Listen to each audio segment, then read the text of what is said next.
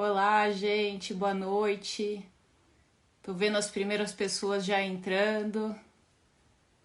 Que legal.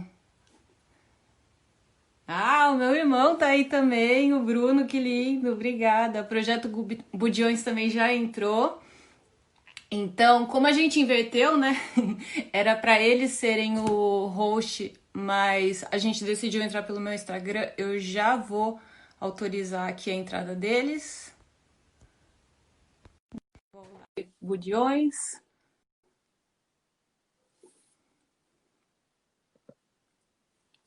Ai, que coisa boa, uma galerinha entrando rápido aí. Muito obrigada, gente.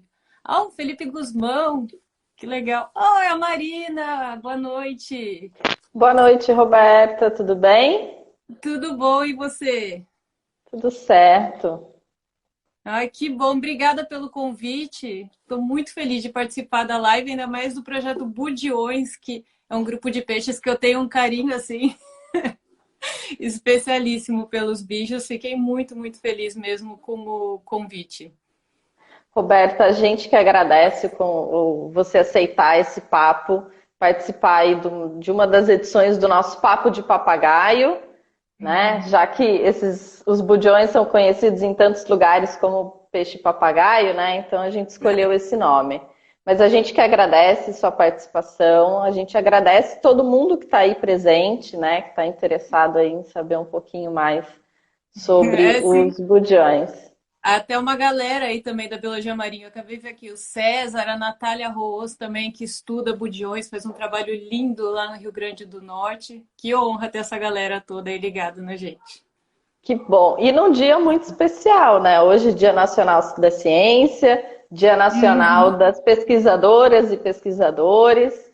Isso foi bem especial também para gente. Pois é, eu não sabia disso quando eu fui convidada, e depois acabei sabendo da data, falei, nossa, não podia ser melhor. Fiquei mais honrada ainda, mais feliz ainda com o convite. Bom, o pessoal já está chegando, vamos começar a abertura então. Hoje, pessoal, nosso tema, então, generalizando, vai ser budiões, mas a gente quis falar um pouquinho e colocar como título dessa live a vida secreta dos budiões, né? Já que o budião é um tipo de peixe, né? Algumas espécies que as pessoas não veem frequentemente, né? Muitos não conhecem o budião, muitos nunca viram um budião. Então, a gente achou por bem esse nome da vida secreta dos budiões. Para quem não conhece, acho que todo mundo aí te conhece que já está na live. Mas nossa convidada, então, é com a Roberta Bonaldo. E a Roberta, ela é pesquisadora, ela é bióloga, mestre em ecologia pela Unicamp, doutora em biologia marinha pela Universidade James Cook da Austrália e tem pós-doutorado em ecologia pelo Instituto de Tecnologia da Geórgia, nos Estados Unidos, e pela Universidade de São Paulo. Um belo currículo, hein, Roberta? Obrigada. Bom, durante toda a sua trajetória acadêmica, a Roberta morou no Brasil, na Austrália, nos Estados Unidos e também nas Ilhas Fiji, onde ela pesquisou história natural, comportamento, ecologia e conservação dos peixes de espécies de Recife. Atualmente, ela é produtora, fotógrafa, cinegrafista na empresa Natural History Brasil Produções. Faz imagens sobre natureza e vida selvagem para programas de televisão no Brasil, como a série Vidas no Azul, do Animal Planet, que foi maravilhosa, e o quadro Obrigada. Domingão Aventura, do programa Domingão do Faustão na Globo. E também programas do exterior. Bom, Uhum. já vimos aí que é uma grande especialista, uma grande pesquisadora nesse Dia dos Pesquisadores. Roberta, mais uma vez, obrigado por aceitar o convite, obrigado pela presença de todo mundo.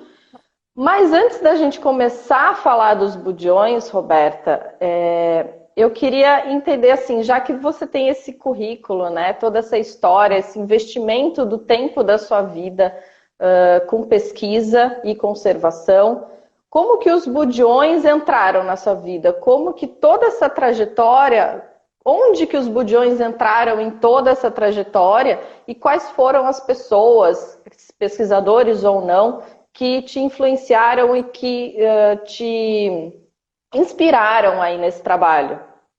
Então, Marina, eu fiz graduação na Unicamp e já durante a graduação eu fiz um projeto de iniciação científica com o professor Ivan Sazima.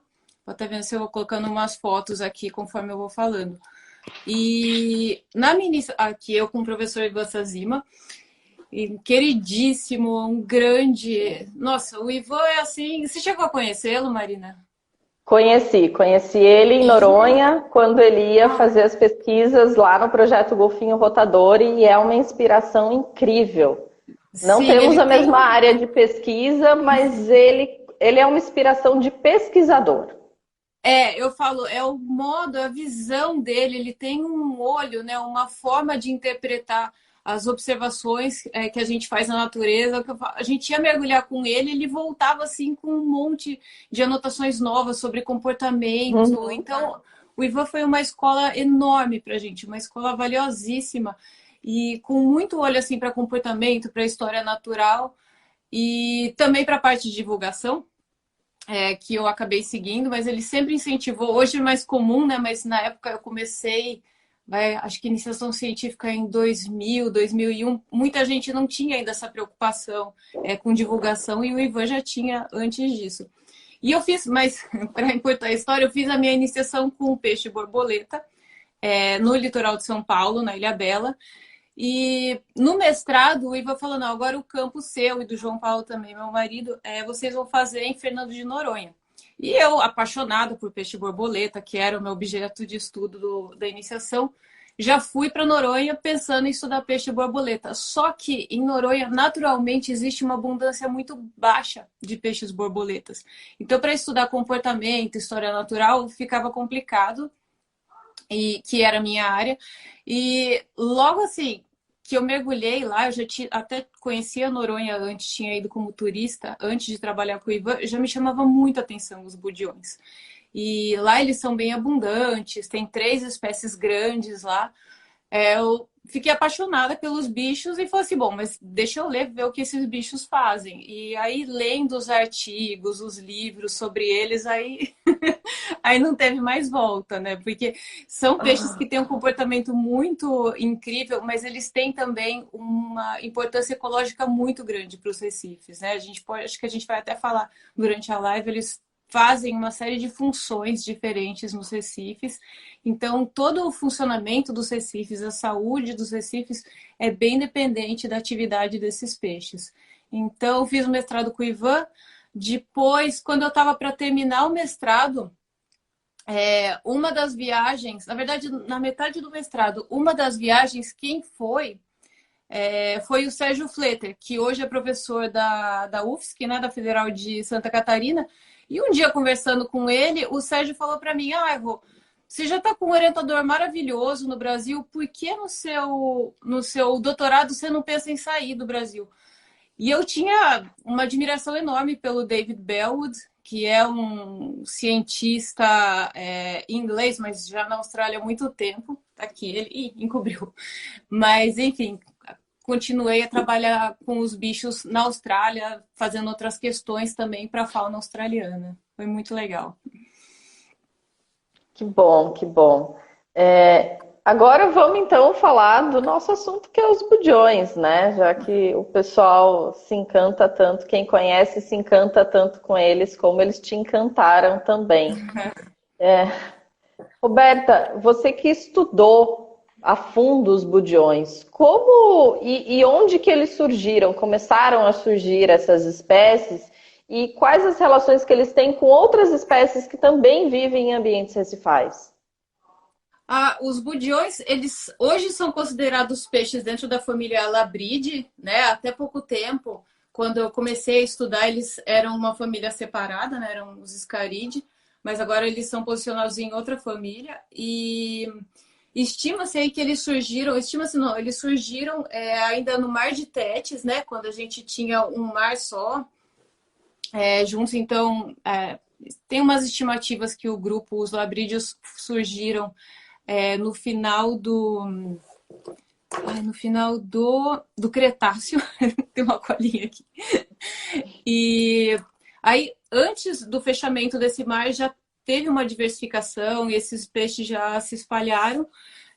E hoje eles são encontrados em praticamente todos os mares tropicais do mundo todo. Então, recifes de coral, recifes tropicais rochosos. No Brasil, a gente tem várias espécies também. Então, eles têm uma distribuição bem, bem ampla pelo mundo. E justamente a relação deles com outros peixes é que hoje eles são parte, como eu falei, né, da família Labride, que inclui também outros peixes também chamados budiões, mas que a morfologia é bem diferente dos papagaios. Até tem várias pessoas que não gostam do uso do termo peixe-papagaio em português, porque falam, mas peixe-papagaio é um termo que vem do inglês, né, que é o parrotfish. Mas eu falo, gente, o problema de eu gosto de budiões, mas dependendo de onde você está, é um termo muito geral, porque são todos os peixes da família, né? E papagaios não, eu já deixo bem claro que é aquele grupo específico, né? Os peixes que têm essas mandíbulas mais robustas, né? Mais fundidas e que se alimentam raspando superfícies, não a família inteira. Bom, bastante gente entrando agora aí na live. Bem-vindo, pessoal que está entrando agora. E queria já deixar disponível para o pessoal, quem quiser já escrever algumas perguntas, podem ir ao longo da live já colocando suas perguntas, a gente está anotando e ao final a gente responde, a Roberta responde ou aqui ao vivo ou se não depois, a gente vê uma forma de responder as perguntas, tá bom? Podem Roberta, mandar inbox também. Desculpa te interromper, mas isso, quem tiver pergunta e não imagina. der tempo, pode mandar inbox, que eu adoro falar sobre peixe-papagaio. Então, eu estou entrando nesse mundo agora. Faz alguns meses que eu estou entrando no mundo dos peixes papagaios. Até então, meu mundo era dos golfinhos, eram dos mamíferos E aquáticos. nos Mas já conhecemos estou em me Noronha. apaixonando. Nos Você conhecemos em Noronha. filmando, você Foi. filmando a gente fazendo pesquisa, você e o João filmando a gente fazendo pesquisa com os golfinhos lá em Noronha. Sim, a Marina foi estrela do nosso filme. Verdade, mas bem-vinda a esse mundo. Você vai ver que é um mundo sem volta, é apaixonante. Quando eu cheguei aqui, no primeiro mês que eu cheguei aqui em Porto Seguro, que é onde é a sede do Projeto Budiões, a gente foi fazer um mergulho de superfície, só uma flutuação mesmo, ali no Parque do Recife de Fora. E essa primeira vez que eu fui para o Parque do Recife de Fora, a primeira vez que eu vi uma quantidade enorme de budiões, tinham outras espécies, mas tinha bastante budião azul ali, uns enormes que eu nunca tinha visto, e a gente apenas fazendo flutuação numa área que estava 1 metro, 1,5 metro de profundidade. Tinham cardumes assim, de 8, 12, grandes e numa área bem turística. A gente estava num Nossa, passeio turístico. você viu uma coisa que eu nunca vi na minha vida, Marina, e é um dos meus sonhos, porque esse bicho, né, ele foi muito pescado já no Brasil. Tem áreas do Sim. Brasil que ele praticamente desapareceu, né? É uma espécie ameaçada. E assim, eu vi em abrolhos alguns cardumes, mas geralmente animais menores e muito ariscos também. E eu não dei sorte em abrolhos também de pegar uma visibilidade boa. Então, fica aquela imagem não tão nítida dos grupos, só eles veem a gente já sai. Então, ai, que inveja! Fica o convite aí, Roberta. Quando conseguir Sim. dar um pulinho aqui em Porto Seguro, a gente segue ali para o Recife de Fora, que tem uns budiões azuis grandes, lindos e que estão aparentemente não muito incomodados com a presença humana. E aí foi que eu vi realmente muito budião junto e eu falei, não, continuo na conservação, não é golfinho, mas esse peixe é lindo também e eu já estou encantada de estar trabalhando com eles.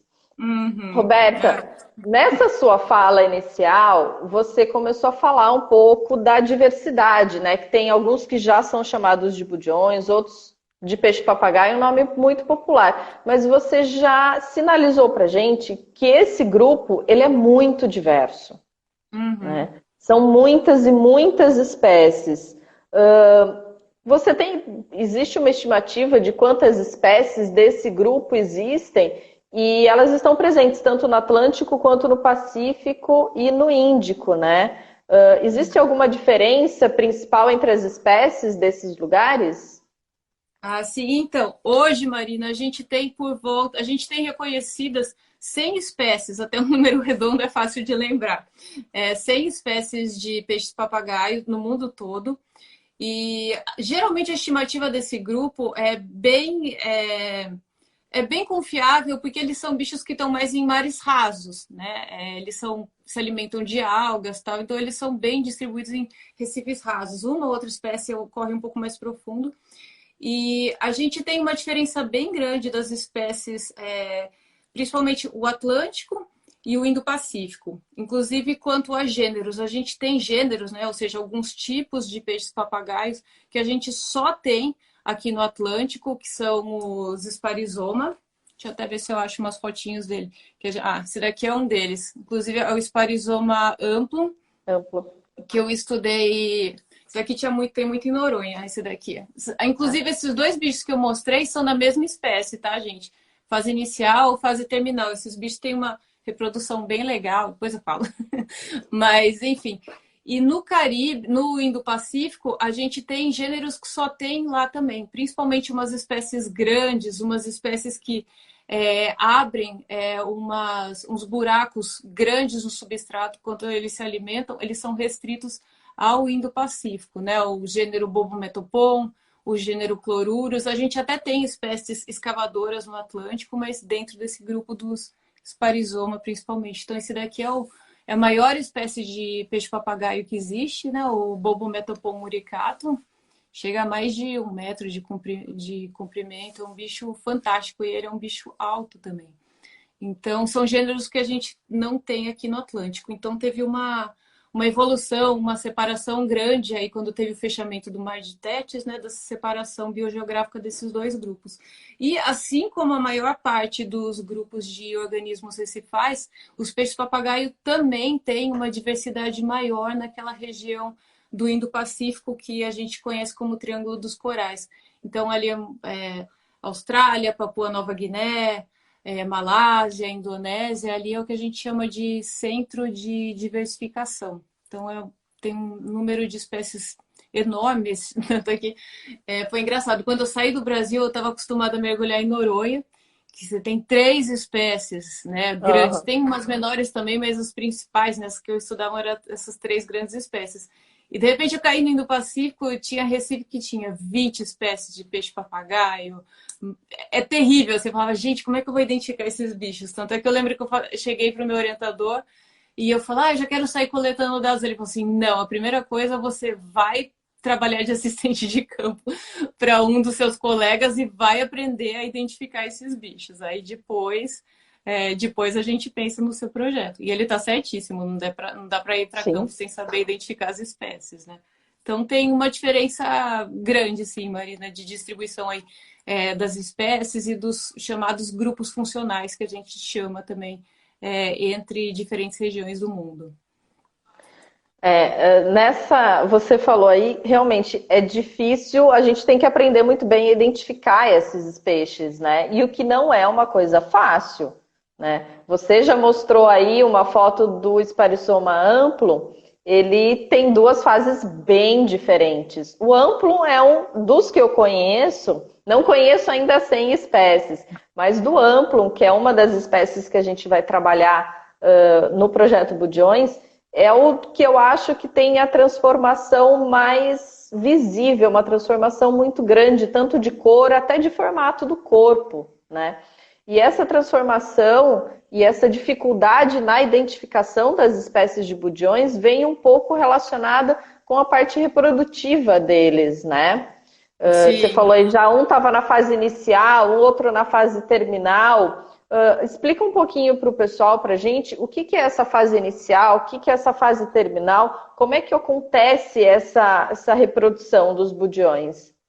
Tá, é bem complexo, até porque isso varia muito de espécie para espécie. Por exemplo, esse budião que. E fora isso, também tem uma lacuna muito grande em termos de conhecimento. A gente sabe pouco em termos da reprodução da maior parte das espécies. Mas só para dar uma ideia, né? Essa espécie que está projetada aí, o Bobometopon, a gente não tem um dimorfismo, a gente não tem uma diferença entre indivíduos adultos. Só de tamanho, né? E alguns ficam com calombo maior do que o outro, mas em geral é a mesma cor. Já a gente tem outras espécies, né? Como o papagaio esse papagaio do Recife que a Marina falou, né? Só para vocês terem ideia, essa espécie que está projetada aqui, né? Esse meio avermelhado e esse que está atrás de mim, eles são da mesma espécie. Só que esse daqui que está projetado é um adulto de fase inicial e esse que está aqui atrás de mim é um adulto de fase terminal. Um monte de gente até fala, nossa, terminal ele está morrendo. Não, gente, calma, não é isso. O que acontece? Esses bichos, eles, quando são juvenis, eles são imaturos e conforme eles vão se desenvolvendo em adultos, eles têm o desenvolvimento de gônadas e se tornam primeiro esse indivíduo aqui avermelhado. Esse indivíduo aqui, ele pode ser fêmea, pode ser macho. Tem alguns estudos, algumas espécies, eles são sempre fêmeas, mas a gente sabe que algumas espécies eles podem ser machos também. Alguns indivíduos da fase inicial, com o tempo, por razões que a gente não sabe também, como eu falei, é uma lacuna muito grande no conhecimento, acabam se tornando indivíduos de fase terminal. Mas tem espécies que não tem isso. Mas é o que a Marina falou, quando eu mudei na Austrália, a maioria das espécies lá tinham essas duas fases de cor adultos. Então, era terrível. Tipo, não eram 20 espécies que eu tinha que memorizar. Quer dizer, eram 20 espécies, mas 40 morfos, no final das contas. Então, é mais difícil ainda. E o que é legal é que eles mudam não só a morfologia, mas em alguns casos também o comportamento, essa espécie mesmo, o Sparizoma amplum, o macho, o terminal, no caso, ele acaba sendo mais territorial em alguns momentos, em alguns lugares, então ele fica mais agressivo, enquanto que os iniciais, às vezes, tem até uma frequência alimentar maior do que os terminais. Então, é uma biologia reprodutiva bem, bem complexa que esses bichos têm. Até a MN Leitão está falando, é uma confusão lascada. Uma excelente definição mesmo. Ótima definição. Ótima definição. Muito treino para os pesquisadores que encaram aí estudar esses peixes, né? Mas, como você disse, existe ainda muitas lacunas, né, no conhecimento sobre a biologia e ecologia desses peixes. Então, precisamos de pessoas que encarem esse desafio. O desafio é grande, mas precisamos de pessoas que encarem esse desafio, já que precisa ainda gerar muito conhecimento sobre eles. Não, o desafio é grande, mas é muito divertido também, vale a pena. Sim, sim. E, Roberta, a gente já publicou em alguns posts que a gente fez nas redes sociais, a gente chegou a dar algumas palestras também, né? Nossa parte presencial foi um pouquinho prejudicada aí com essa pandemia, né? A gente teve que dar uma pausa na nossa parte presencial. Então, a gente não conseguiu, já que o projeto é bem recente, a gente começou a funcionar mesmo em janeiro, né? Então, a gente tem pouquinho tempo, a gente tem pouquíssimo tempo, e aí logo em março, a gente começou em janeiro e em março veio a pandemia. Então, a gente já deu uma paradinha. Mas a gente começou, né, a compartilhar um pouquinho de conhecimento através das redes sociais. A gente não quer usar as redes sociais somente para divulgação, a gente quer usar ela como uma forma de transmissão de conhecimento também, né? E aí a gente chegou até a fazer algumas publicações falando um pouquinho, algumas informações sobre a biologia, ecologia das espécies, né? E os budiões, eles são herbívoros, né? E se alimentam basicamente de alga, mas eles têm todo esse aparelho bucal também adaptado para comer coral, né? Então, do que os budiões se alimentam? Se eles são herbívoros e têm um aparelho bucal totalmente transformado para coral? Marina, essa pergunta me perseguiu muito tempo, porque uma coisa é assim, o que o bicho, como ele se alimenta, e outra assim, o que realmente ele tem como alvo na alimentação. Então, assim, se você for ver a maior parte dos peixes papagaios, eles não se alimentam de corais vivos, eles se alimentam de algas que crescem sobre superfícies dos recifes. Podem ser corais mortos, né, principalmente nos recifes de corais, podem ser rochas também. Mas e a gente tem algumas espécies que são coralívoras, mas se alimentam um pouquinho, uma proporção muito pequena das mordidas são em corais vivos. com pouquíssimas exceções. Mas eu sempre me perguntava, porque a gente via ele raspando aquelas algas que crescem sobre essas superfícies, só que na verdade não é só alga, é uma matriz composta por umas algas bem curtinhas, sedimentos, detritos, você também tem uns invertebrados pequenos, você tem muito copépode.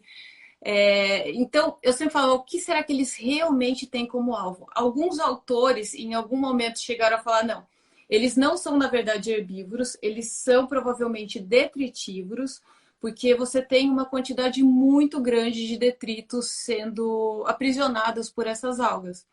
Mas, mais recentemente, acho que é o último consenso que se tem, consenso nunca ainda bem discutido, mas tem um trabalho liderado pelo Kendall Clements, que é uma sumidade e nessa parte de nutrição de peixes, e ele viu que a maior parte desses peixes, o que eles parecem estar tendo como alvo na alimentação, são umas algas endolíticas, que a gente chama, que elas crescem dentro dessas superfícies, das rochas, das colônias de corais, e elas são tão nutritivas e tão sem defesas que elas justamente ficam embaixo dessa matriz. Então, quando eles mordem aquele substrato, mas eles acabam arrancando um pedaço dele e tal, justamente porque eles querem chegar até essas algas que tem embaixo.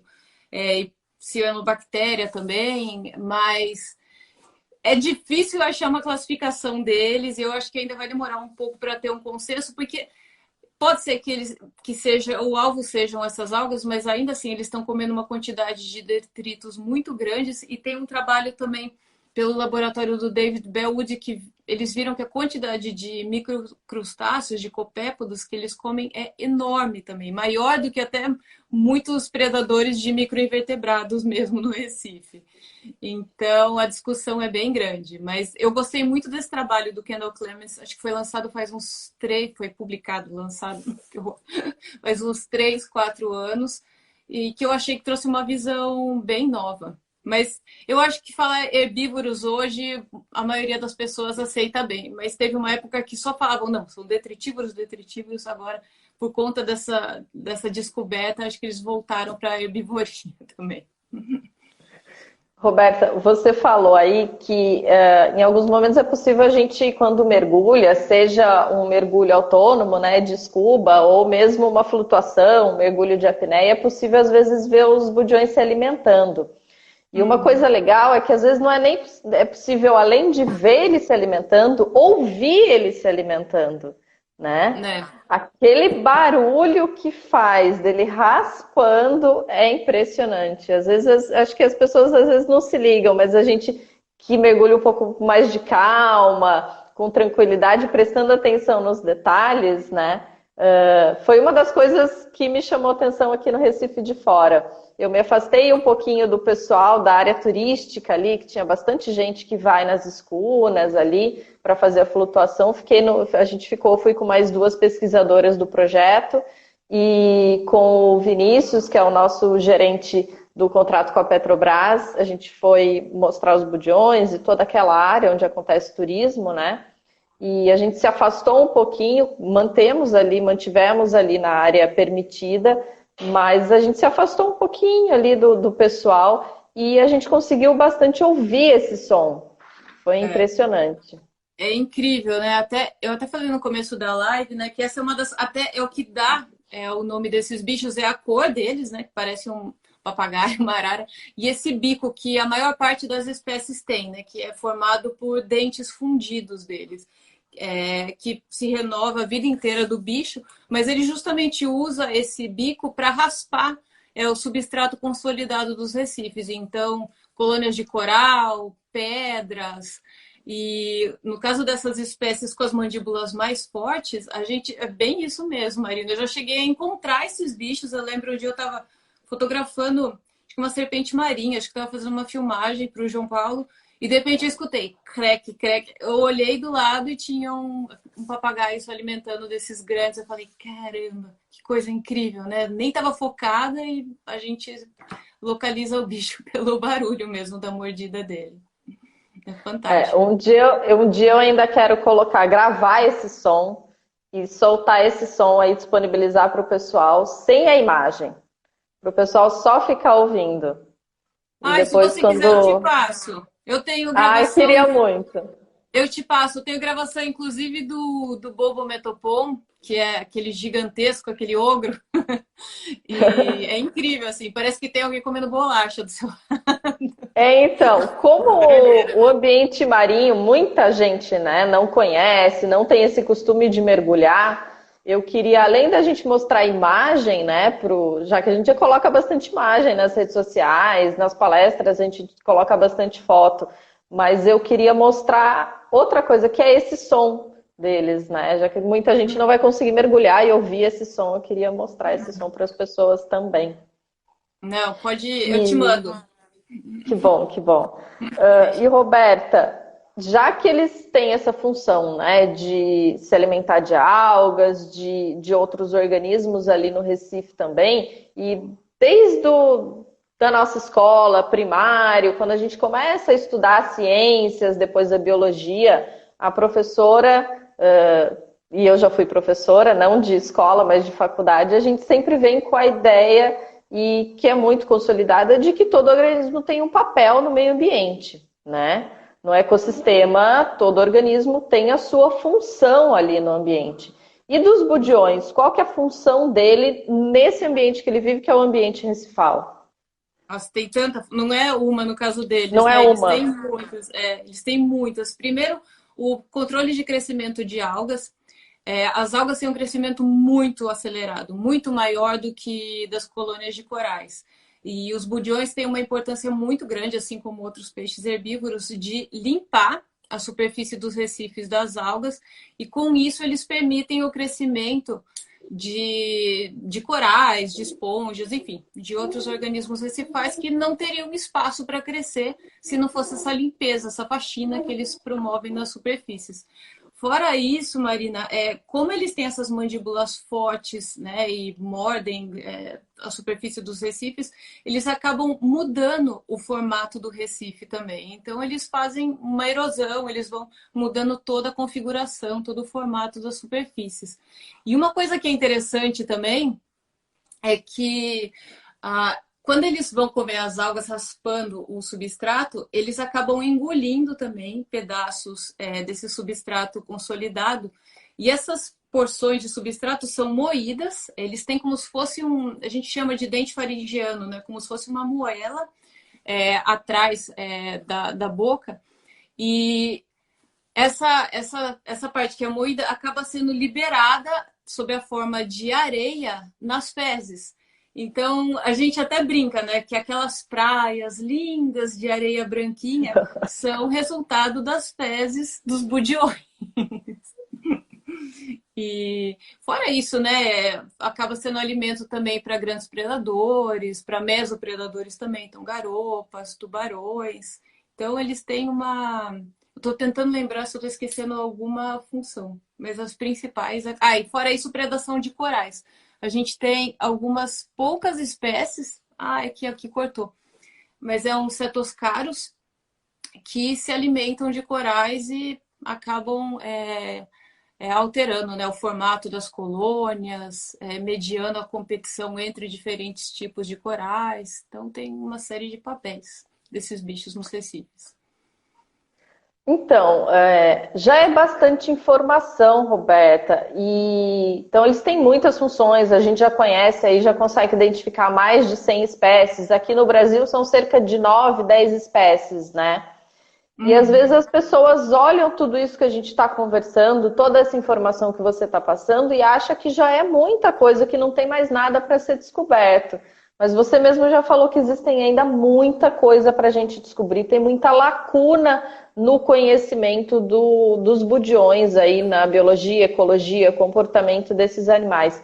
Quais são essas lacunas que a gente ainda tem que trabalhar, tem que pesquisar para descobrir?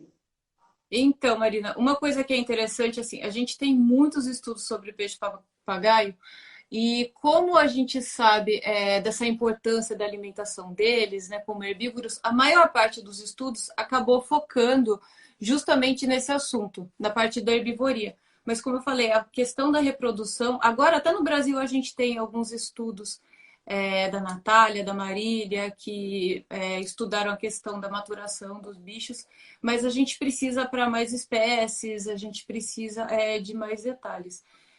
Fora isso, a maior parte dos estudos sobre os peixes papagaio foram feitas no Indo-Pacífico, principalmente ali na região da Austrália e no Caribe também. E o que acaba sendo complicado, porque no Brasil a gente tem recifes muito particulares. A gente não tem nenhum recife aqui construído à base de acrópora, por exemplo, que são aqueles recifes em formato de prato, são aqueles corais em formato de prato que formam os recifes da Austrália, do Indo-Pacífico, que a gente vê em filme. E a gente tem uma série de espécies de corais que só existem no Brasil também. E a mesma coisa acaba sendo para os peixes, porque a gente tem aquela barreira de água do rio Amazonas que impede, né, que as espécies passem entre o Brasil e o Caribe. Então, muita coisa que a gente sabe dessas espécies, desses ecossistemas de fora, não necessariamente podem ser extrapoladas para as espécies daqui. Inclusive, algumas espécies que a gente tem aqui no Brasil, elas comem uma quantidade muito grande de algas pardas, sargaço, né? Aquelas algas folhosas, amareladas, para quem não é familiar. E eu lembro que uma vez eu estava conversando com um pesquisador da Nova Zelândia, o Kendall Clements, num congresso que eu fui na Austrália, e ele veio perguntar sobre o meu artigo do meu mestrado, que eu fiz no Brasil. E ele veio questionar, ele falou, não, eu vi que o estudo que você fez, eles comem uma quantidade muito grande de sargaço, não é possível, isso está errado. Eu falei, não, Kendall, mas lá no Brasil a gente tem um gênero que não tem no Indo-Pacífico, ele nunca tinha vindo para o Atlântico, né? E é bem diferente e tal. Ele, não, mas nem os do Caribe comem essa quantidade. É um absurdo, como assim? Eu falei, não, um dia você vai para o Brasil comigo e eu vou te mostrar que eles comem bastante alga. E foi um barato que ele veio, imagina, nunca imaginei, há uns anos fazer pesquisa aqui no Brasil e eu acabei indo mergulhar com ele na região de Recife. E eu lembro que a gente caiu na água, eu fiquei assim com o olho, né? Procurando o peixe papagaio comendo. Assim, vou mostrar para ele mesmo. Aí, dito e feito, não demorou muito. E assim, para mostrar que o bicho estava comendo a alga, tinha um pedaço de dictiota, que é uma alga parda também flutuando, e um Sparizoma maxillari, grande já, um papagaio meio amarelado, pegou e foi direto, mas assim, como se estivesse comendo alface mesmo. Tomou uma bocada daquela alga e engoliu ela inteira. Aí eu só... Olha lá, olha lá. Ele, não é possível, isso é incrível, tal. Ele ficou impressionado. E outra coisa bem interessante que a gente descobriu no Brasil, que eu nunca vi em nenhum lugar do mundo e nunca vi registro disso. Perguntei para... Eu tenho um monte de amigo papagaiólogo também e ninguém nunca viu. É que em Noronha a gente vê uma grande quantidade de peixes. Vou até ver se tem alguma foto aqui. Com a mandíbula quebrada. Ah, tá aqui. Acho que dá para ver, né? Tá meio de longe, mas dá para ver que tem um pretinho aqui nele. Esse bicho aqui, ele estava praticamente sem a mandíbula de baixo. E a gente acredita, né? A gente publicou isso, que provavelmente por Noronha ser aquela rocha vulcânica muito dura e esses peixes comerem, né? Mordendo bem forte o substrato, provavelmente em algum momento eles acabam quebrando os dentes também. E foi outra coisa que eu lembro que eu contei para os gringos. E eles falavam, essa mulher tá louca, que é isso? E daí eu falei assim, gente, eu tenho provas. Eu tinha foto, tinha filmagem e a gente acabou publicando e mostrando que acontecia isso. Então, ou seja, a gente tem coisas no Brasil que são muito particulares. Então, a gente precisa sim de estudos feitos aqui no Brasil para as nossas espécies e para os nossos ecossistemas, com certeza, Marina.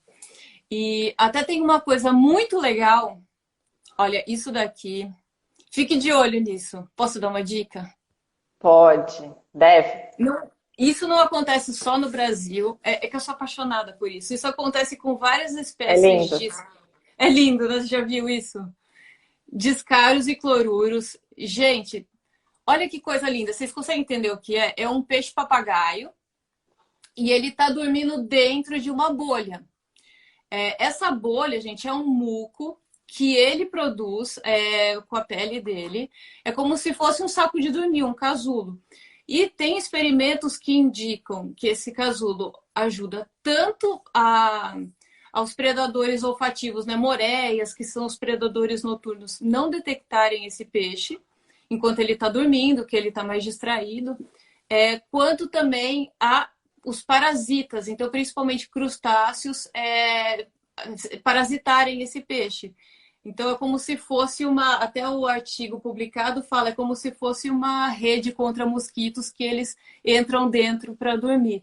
Mas assim, a gente ainda precisa de mais estudos sobre isso também, e é muito bonito, e só algumas espécies fazem, então é um tema que com certeza precisa ser mais estudado, e a gente tem espécies que fazem isso aqui no Brasil.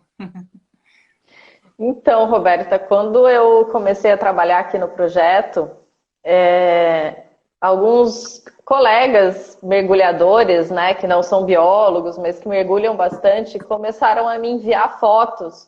Olha, eu tenho uma foto, eu acho que é um budião, mas confirma para mim o que, que é isso. Eu vi em abrolhos no mergulho noturno. Esse comportamento, essa formação dessa bolha, né, desse mosquiteiro, que a gente chama popularmente, né? A gente faz essa analogia, é mais fácil de ser visualizada à noite, né? Muito mergulhador, o pessoal que faz mergulho recreativo mesmo, vê muito à noite, né, esse comportamento.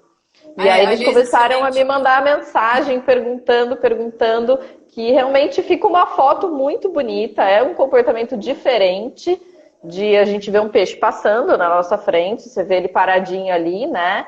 E é uma coisa, fica uma foto bem bonita, né? Muita gente não sabe. Fica. A única coisa, Marina, assim, não tirem foto porque é muito bonito mesmo, mas só tomar cuidado porque, assim, para não acordar o bicho, porque Sim. ele gasta uma baita de uma energia, né? Muco é um material custoso para ele produzir. E né, se você acorda o bicho, ele vai sair correndo, é um baita de um gasto de energia, é um baita de um estresse para o peixe também, ele pode acabar sendo predado por algum predador que esteja passando, então aproximem-se com cuidado e façam belas fotos, porque é uma coisa muito bonita mesmo. E até alguém até comentou, tô adorando, gente, são tantos comentários aqui, acho que foi... Então, eu vi o comentário aqui, que à noite a gente vê ele na bolha, mas durante o dia a gente vê só a bolha, né? E aí o pessoal não entende muito.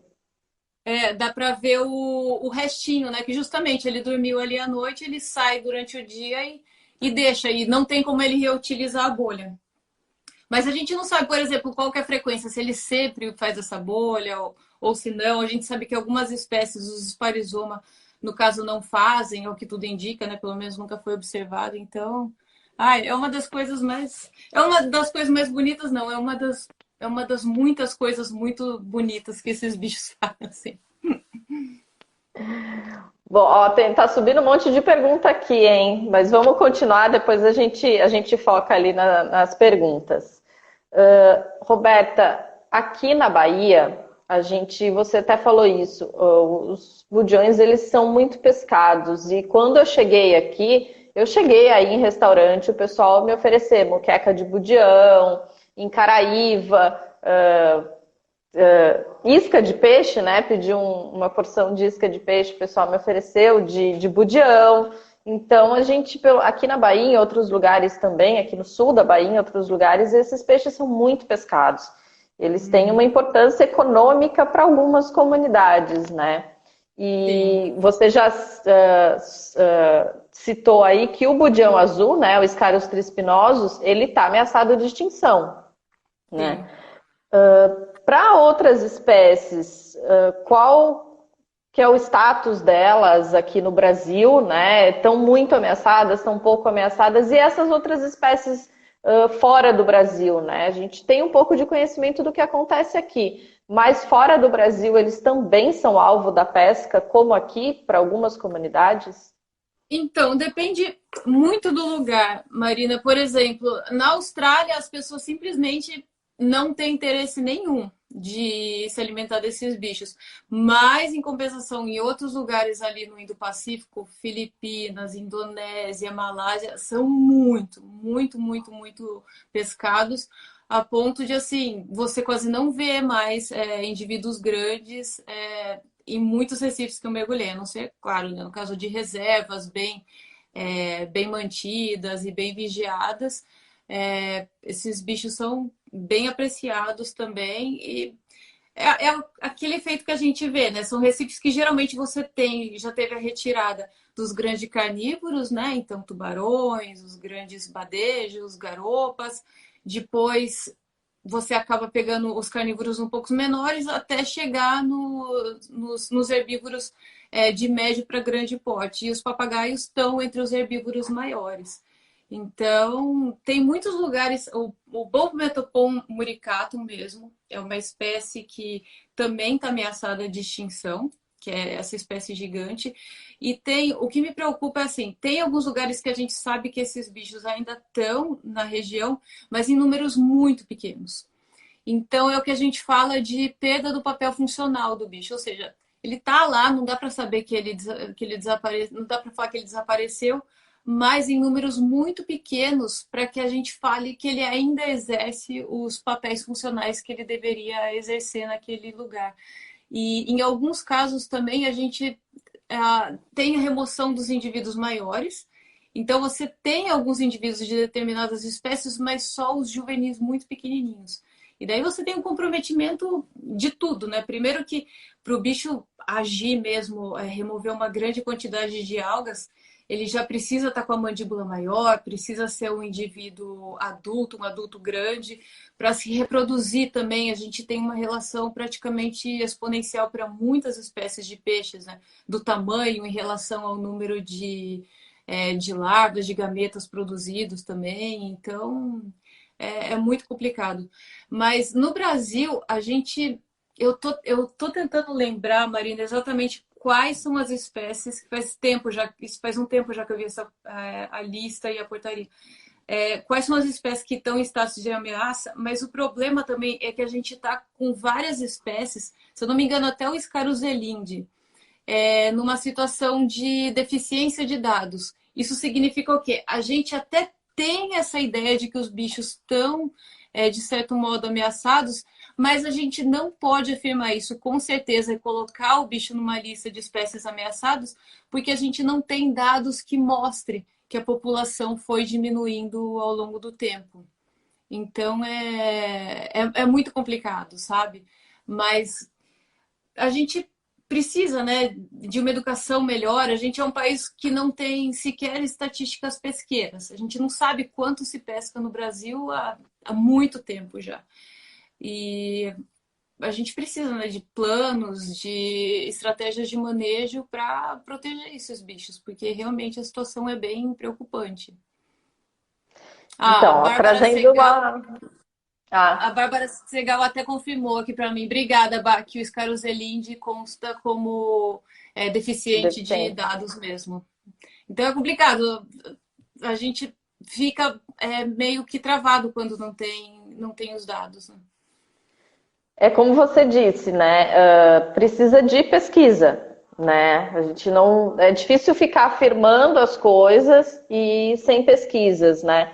Uma notícia boa, assim que for possível, está dentro das atividades do Projeto Bulhões fazer o monitoramento pesqueiro, tá? A gente vai. Ah, Tem alguns locais já planejados, a gente já está no planejamento, contato com as unidades de conservação, com as áreas, e a gente vai realizar estatística pesqueira em alguns locais.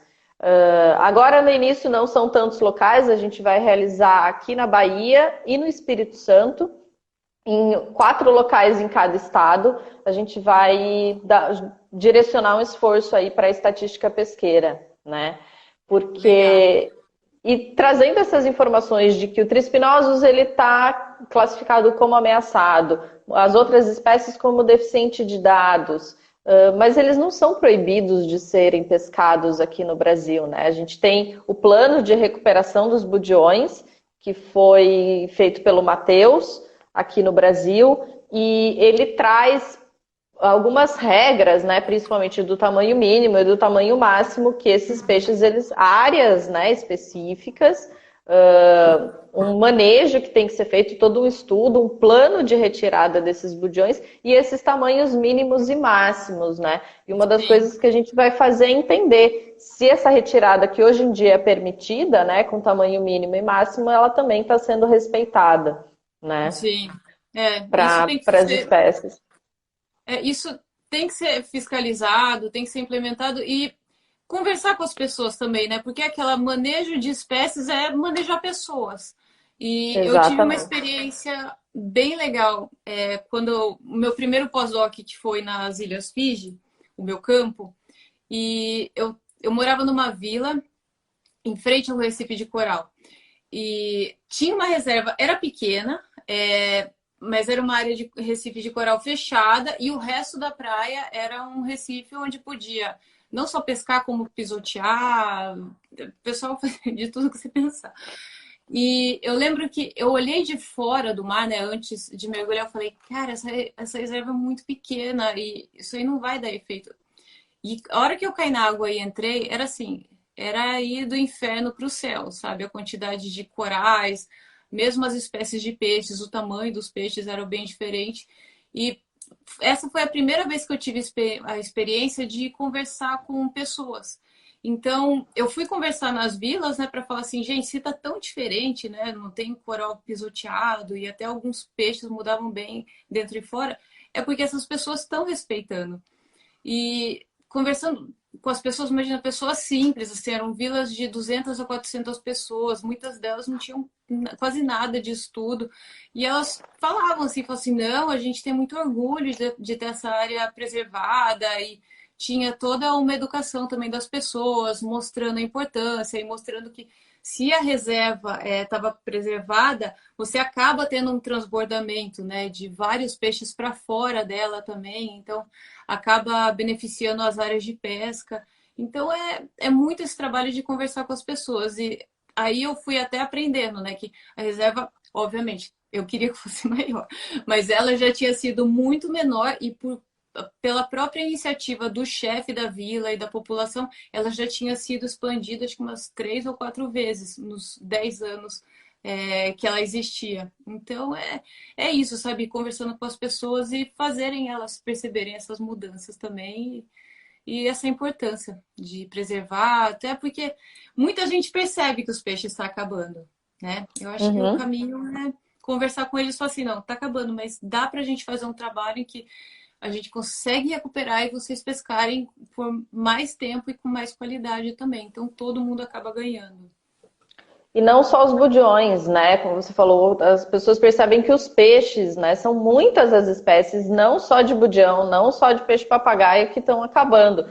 Teve um pessoal, não vi exatamente quem foi, que já comentou que a pesca hoje em dia ela foi direcionada para os budiões, porque os grandes carnívoros já foram pescados além da sua capacidade de reposição, né? É, Então, é um tema delicado a ser discutido, mas ele precisa ser discutido com as pessoas e levado também, além de discutido com as pessoas, ser levado para a criação de políticas públicas efetivas, né?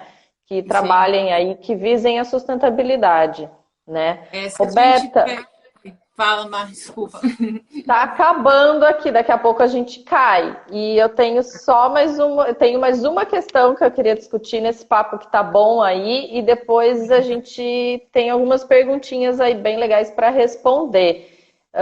Vamos, para a gente não começar a próxima pergunta e cair no metade, vamos encerrar essa e aí a gente volta? Vamos, pode deixar. Pode ser? Pode.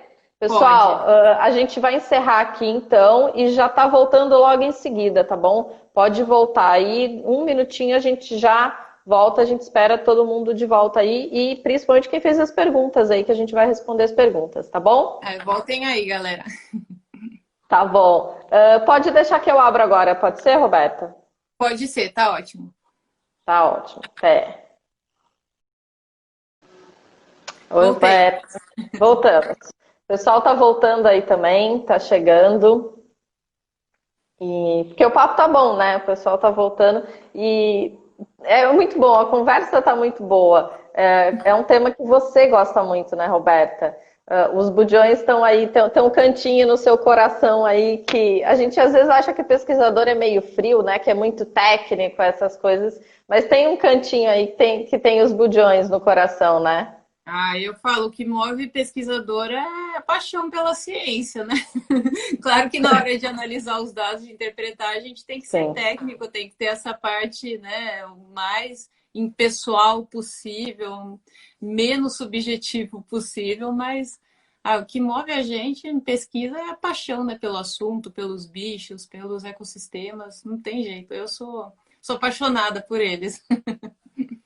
Então, só uma coisa até o pessoal começar a voltar, falando um pouco dessa paixão, é difícil resistir quando a gente mergulha para pesquisar, seja você com os budiões, ou eu antes dos budiões, que trabalhava com os golfinhos, aqueles 10 segundinhos iniciais ali, a hora que a gente cai na água, a gente não é pesquisador. Aqueles 10 segundinhos iniciais é um pouquinho de contemplação, né? Olha É, que lindo! Pronto, aí a gente para e começa a pesquisar, né? Mas é. aqui, acho que tem um tempinho ali que é só de contemplação nesse início do mergulho, né? Não Um tem tempo de como. ajuste, né? Mas, Marina, sabe que eu acho importante isso, não só de ajuste, mas eu vejo assim, várias vezes eu fui para campo, principalmente com assim pessoas mais novas e muito assim focadas em coletar dados e publicar Uhum. e fazer experimento e tal, que a pessoa ia para o campo, já mergulhava, ia direto no primeiro dia de campo, sabe? Já montava experimento e tal, e nem olhava onde estava, sabe? Então, várias vezes eu ia quando eu já tinha mais um tempo nos laboratórios onde eu trabalhei, eu levava às vezes os alunos mais novos, eles falavam assim, não, tem que coletar os dados. Eu falei, calma, gente. Hoje a gente vai Calma. mergulhar só para conhecer, só para ver, só para você, não só admirar, mas para você se localizar também, para você saber onde você está. E eu lembro que o professor Ivan e o próprio David Bellwood falavam isso muito para mim, que eu tinha essa empolgação também quando era mais nova. Ai, preciso começar a coletar dados, eu tenho que fazer minha dissertação de mestrado, minha tese de doutorado. E os dois falavam, calma, sente o lugar, percebe onde você está, dá valor também.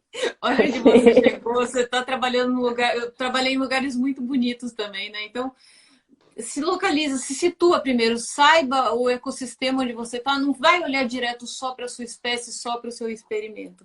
Tenha a preocupação de ter uma noção mais ampla do seu objeto de estudo, do local onde você está estudando. E fora isso, a parte de contemplação também, com certeza. E daí o pessoal até brincava depois do tempo. Ah, eu gosto de ir para o campo com a Roberta porque ela deixa a gente respirar no primeiro dia, né? A gente respirar é importante, né? É importante. A gente não pode perder essa contemplação que tem que ter, senão a gente vai viver no automático e a gente não é robô, né? Pesquisador não é robô em momento algum, né? Já tem tantas dificuldades, tantos desafios na carreira, ainda nem a parte boa a gente vai curtir, aí fica complicado. Roberta, antes da gente retornar nessa live, a gente estava no papo falando um pouquinho do declínio, né, de algumas populações de budiões, e não só dos budiões, a gente vê isso em várias outras espécies, né, de algas, de vários outros organismos, tanto marinhos quanto organismos terrestres, né? Quais as medidas e quais as ações necessárias que você acha hoje aí com toda a sua experiência que você consegue listar que são prioritárias para a gente enfrentar essa crise da biodiversidade, não só no Brasil, mas no mundo que a gente vive hoje? Ah, Marina, para mim a palavra-chave é consumo. Consumo de tudo, sabe? Porque a gente usa o planeta, a gente, sabe, não se preocupa com o que a gente come, de onde vieram os recursos que a gente está utilizando, as fontes de energia. Então, acho que parar para pensar, sabe? Desde a questão da sacolinha do supermercado, que é importante, mas é um passo, sabe? É um primeiro passo, mas tem que vir outros também. Eu vejo as pessoas ficaram muito chocadas com a questão dos canudos e das tartarugas marinhas. Mas, sabe, continuar a caminhada. E também a questão de alimentação também, reduzir o consumo de carne. E quando eu falo carne, eu até brinco, tem um podcast que eu participei, que até eu brinquei, gente, já virou meme do podcast isso. Eu falo, gente, peixes não são cenouras, peixes são animais. O host Fernando Lima fez essa brincadeira uma vez, eu adorei. Falei assim, gente, peixes não são cenouras, peixes são animais. Então, quando eu falo reduzir carne, é reduzir o consumo de tudo, sabe? E alguns alimentos que são terríveis para o meio ambiente, como camarão mesmo. O pessoal, eu não vou mais poder comer camarão. Eu falo, de preferência não, mas se puder reduzir, sabe, já ajuda muito. E a mesma coisa para carne. Eu sei que é difícil ser vegetariano, ser vegano, a gente ainda tem uma série de desafios. Mas, gente, diminui, sabe? Diminui pela metade o que você come de carne. Já ajuda muito. Pensa a quantidade de pessoas que existem no mundo. Se todo mundo for mudando, isso já ajuda muito. E aquela, pressionar o governo, pressionar empresas também. Porque a questão das empresas, sabe, hoje está muito em alta essa questão do marketing verde, porque as pessoas estão fazendo pressão, não é porque os caras acham bonito necessariamente, né? Claro que tem empresas que têm isso naturalmente, mas em geral eles vão fazer o que os consumidores querem. Então, eu acho que é isso, olhar para o consumo de tudo, tudo, tudo, desde a fonte de energia até a alimentação, e que isso tem relação com tudo. A própria questão do lixo plástico, é tudo derivado das nossas ações, do nosso consumo. E, Roberta, eu quero fazer uma pergunta aqui, e essa não está aqui no nosso roteiro. Pensei agora aqui para te fazer. Pergunta bomba. Antes da pergunta do pessoal. Você agora iniciou aí, né, mais na carreira para acompanhar o João Paulo e fazer as suas filmagens. Na carreira de cinegrafista de natureza, você entrou na carreira de cinegrafista de natureza. Mas em relação aos Budiões, tem alguma pesquisa que ficou ali que você ainda queria fazer? Ai, Marina, eu faço. Eu Não, uma, deve ter muitas. Tem muitas, ó. Uma eu até falei, que foi a da questão dos cocuns, né? Dos mosquiteiros, das bolhas que os papagaios fazem. E a própria questão da reprodução deles. Eu lembro que antes de eu ir para a Austrália fazer meu doutorado, eu fiz um plano B se desse errado, que sinceramente, eu não sei, eu não tinha muita fé que eu ia conseguir fazer o doutorado na Austrália. Tinham poucas bolsas na época e tal.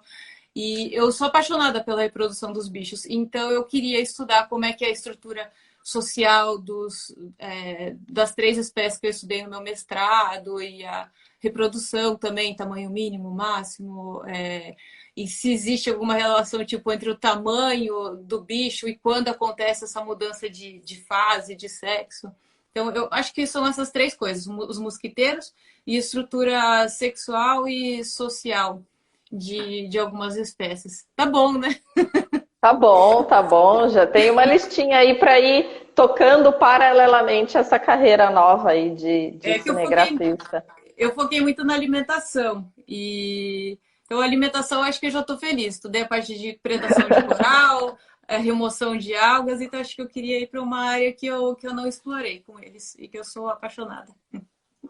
Que bom. Roberta, fico muito feliz. E vamos partir para as perguntas aqui, mas já queria deixar aí todo o agradecimento da equipe do Projeto Budiões. Acho que a gente pode te considerar uma parceira do Projeto Budiões, né? O que a gente precisar, e a gente pode contar contigo aí, discutir informação, discutir pesquisa também. E já que eles estão aí no seu coração também, você tem muito conhecimento sobre eles e gosta muito desse assunto. Ai, obrigada. Nossa, conte muito comigo. O que precisar, Marina. E quero muito conhecer, quero muito visitar vocês assim que essa pandemia maluca passar. Que situação. Que bom, que bom. Logo passa e a gente se encontra e a gente leva você ali para o Recife de Fora e para as outras áreas, né? E não só aqui em Porto Seguro, né?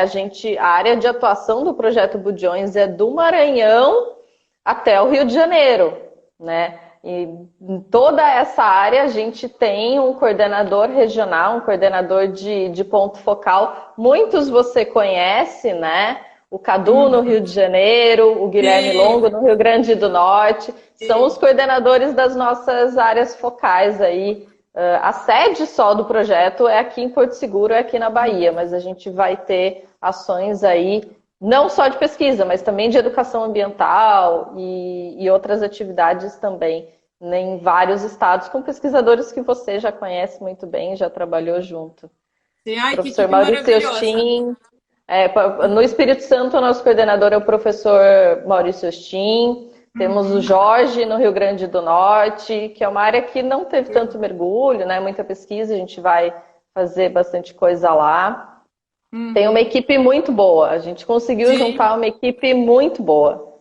Nossa, só pesquisadores aí de altíssimo nível e pessoas maravilhosas também. Sou amiga próxima de várias pessoas que você falou aí, Marina, que delícia.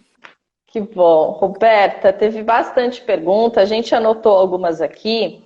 E teve uma pergunta, eu não anotei o nome das pessoas, tá, pessoal? Tá. Desculpa, mas foi tanta pergunta que eu só anotei o nome de quem que fez. Mas teve uma pergunta que falou, já que os peixes budiões, eles são dos ambientes recifais, ou seja, de águas mais rasas, qual que pode ser o impacto da acidificação e do aquecimento global, né, nos budiões, já que eles são de áreas mais rasas? Ai, Marina, é difícil saber, assim, até tem vários estudos feitos, experimentais, mas geralmente o pessoal foca na questão dos peixes que são mais dependentes de corais vivos, assim, sabe? Por exemplo, peixes que são coralívoros obrigatórios, tal, o que não é o caso dos budiões. Eles comem mais algas, então ai, é difícil, assim, para eu falar um chute assim, mas às vezes, sei lá, talvez modificação, né, de alguma distribuição deles, de ocorrência, mas é muito chute, assim, para eu falar alguma coisa, assim, de sopetão.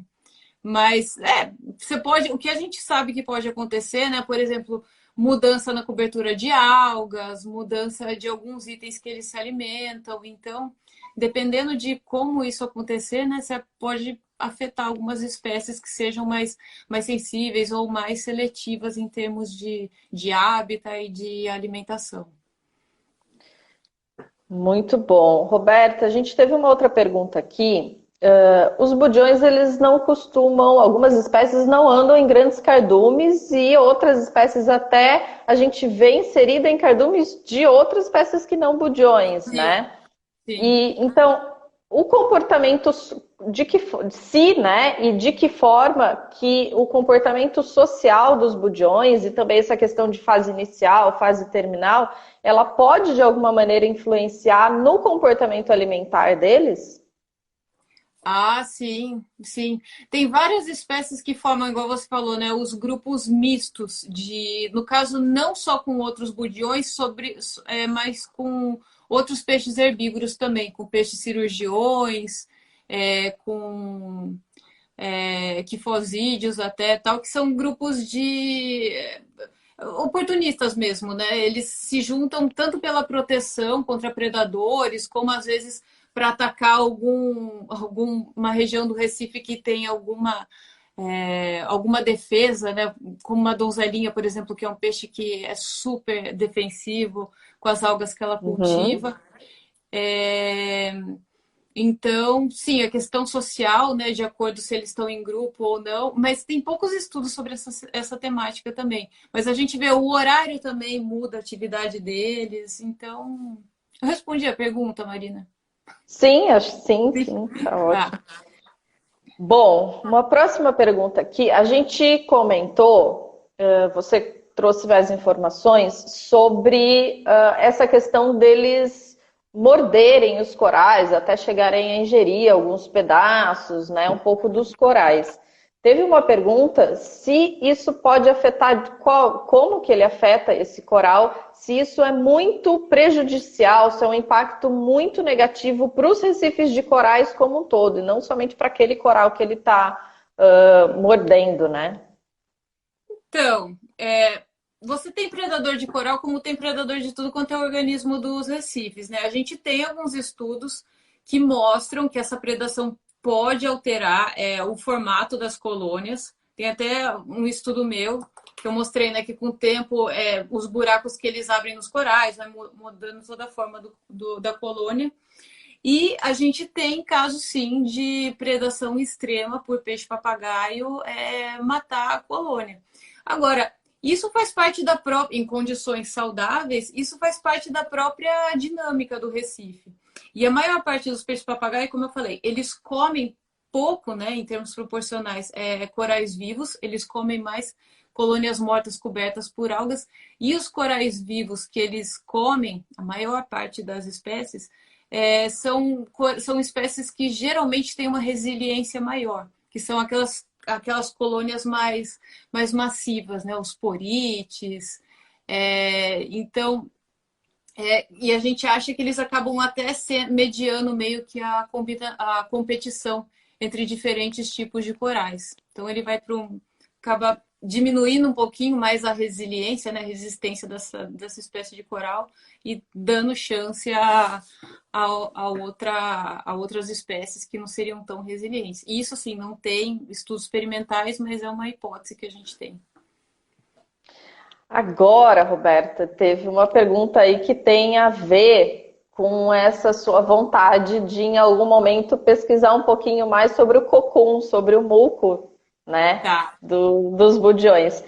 Teve uma pergunta se já foi cronometrado, né, ou filmado, quanto tempo que ele demora para produzir essa bolha, né, se ele produz toda noite, todo dia, né, num ciclo, quanto tempo demora para expelir isso, e se ele faz isso sempre no mesmo lugar, né, como ele vai ficar mais intocadinho, será que ele procura o mesmo lugar sempre? Então, se eu não me engano, faz tempo que eu li isso na literatura, mas eu acho que é por volta de meia hora que ele demora para fazer esse cocum. Eu nunca vi filmagem, olha que coisa legal, né, para fazer. E também não sei, é o que eu falei, Marina, assim, a gente tem uma ideia boa da função, mas são poucas coisas são poucas informações. Eu não sei, e não existe pesquisa feita, até onde eu sei, se é sempre no mesmo lugar ou se ele muda. Agora, esses bichos, eles geralmente têm regiões no Recife onde eles sempre dormem. Então, é bem capaz, né? Mas eu não sei, Maria, de verdade, aí, uma coisa para estudar, para Ó, que colocar na bom. lista de desejos Isso, de isso é estudos bom, né? futuros. Nem toda pergunta ela tem uma resposta já. E isso é bom para pesquisa, é saber confirmar que a gente ainda tem muita coisa para pesquisar, né? Sim, esse é o motor da ciência, são as questões. Bom, mais uma pergunta. Quando a gente estava falando da reprodução dos budiões, que aí você falou daquela parte que eles têm a fase macho, a fase fêmea, teve uma pessoa que pegou aí na sua fala que você falou do macho que se faz de fêmea. Ah, não, é porque tem alguns. Tem gente, eu nunca observei isso, mas tem pesquisadores que dizem que em alguns grupos, né, que você tem iniciais, como eu te falei, os indivíduos iniciais, geralmente eles são fêmeas, mas você também pode ser alguns indivíduos machos, e daí tem pesquisadores que falam que às vezes esses machos se fingem de fêmeas ali no cardume para poder se reproduzir e tal, meio que enganar o macho terminal, que é o, o manda-chuva ali, né? do harém, do grupinho. Mas eu, particularmente, nunca observei isso. Outra coisa aí para a gente pesquisar mais, né? Tá vendo? Tá vendo? E ó, outra coisa aqui de pesquisa. Quando a gente falou, e eu falei que eu sou muito fascinada, eu achei muito incrível o som deles, né? Quando eles estão raspando o coral. Teve uma pessoa que perguntou se existe alguma pesquisa especificamente de bioacústica dos budiões. Bioacústica eu não conheço. Para ser sincero, eu nunca pesquisei assim a fundo a literatura sobre isso, mas que eu saiba, não. Que eu conheça, não. Ah, uma coisa que é legal de som também, que também é uma coisa interessante. Eu já tinha lido muito na literatura, né, que alguns peixes-papagaio fazem brigas de mandíbula. Que eles chegarem, que como eles têm essas mandíbulas fortes, e alguns têm até uns esporõezinhos aqui no canto, que isso seria para briga entre machos. Eu via isso como suposição na literatura. Eu trabalhei tanto tempo com os bichos, né? E quando você trabalha com os bichos, mesmo quando eu mergulhava de férias, o olho vai direto para esses bichos. Eu falava assim, falava, ah, não, gente, isso aí é só uma hipótese, mas nunca vi. E daí um dia eu estava mergulhando com o João Paulo, com meu marido, em Iap, na Micronésia, em uma estação de limpeza de raia-manta. Então, aquela coisa linda, né? Um coral rasinho, cheio de peixe limpador, e vem aquelas mantas desfilando, aquela coisa maravilhosa. E de repente eu comecei, o que é o vício da pessoa, né? Raia-manta dando show de tudo quanto é jeito, gigantescas. E eu vi no canto do olho que estava tendo uma atividade meio diferente ali de peixe-papagaio, né? Falei, ué.